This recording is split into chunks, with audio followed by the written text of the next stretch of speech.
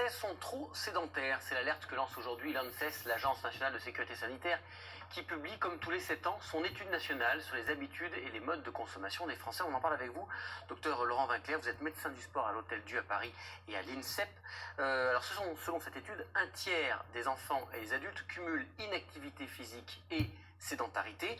Alors, la sédentarité, finalement, est-ce que c'est pas notre mode de vie qui est en cause? On reste assis au bureau, à l'école, on se déplace en voiture, même les trottinettes sont devenues électriques, les planches à roulettes aussi. C'est le problème de notre société aujourd'hui. Oui, exactement. Et puis on voit que c'est un problème qui s'amplifie d'année en année. À chaque étude nouvelle de l'ANSES, on remarque que le temps de sédentarité augmente. Surtout, c'est vrai qu'on peut être sédentaire dans le cadre de son activité professionnelle. On constate aussi que la sédentarité se majore hors de l'activité professionnelle, à domicile. Et de la même manière pour les enfants, en dehors du cadre scolaire, on voit qu'ils passent beaucoup plus de temps devant les écrans de télévision et écrans d'ordinateur. Combien de temps il faudrait bouger chaque jour et avec quelle intensité pour être bien? Alors, ça varie en fonction de l'âge. C'est vrai que pour les enfants, finalement, des activités plutôt modérées, courir, simplement faire du vélo, pour les enfants, environ 1 heure par jour, ça ce serait idéal. Et finalement, c'est déjà pas tenu.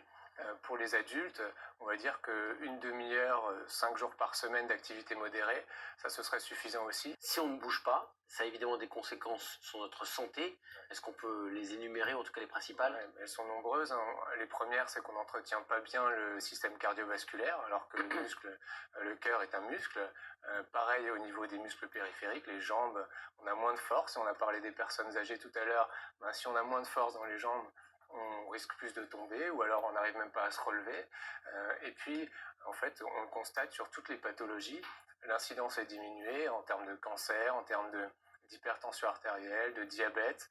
On arrive à réduire l'incidence de ces maladies par l'activité physique. Et lorsqu'on a déjà ces maladies, par exemple de l'hypertension artérielle ou du diabète, on arrive à réduire la gravité de la pathologie. C'est quoi la différence entre l'activité physique et le sport? L'activité physique, en fait, c'est plutôt quelque chose qui va être encadré, on va le dire, par des personnes qui peuvent guider les patients, de sorte que on n'aille pas dans la recherche de performance. Le sport, finalement, c'est de la recherche de performance. Est-ce que l'activité physique, c'est plutôt bouger au quotidien? On peut simplement faire de la gymnastique douce, mais des étirements, des assouplissements, marcher dans la rue mais à bonne cadence. Ça, on peut considérer que c'est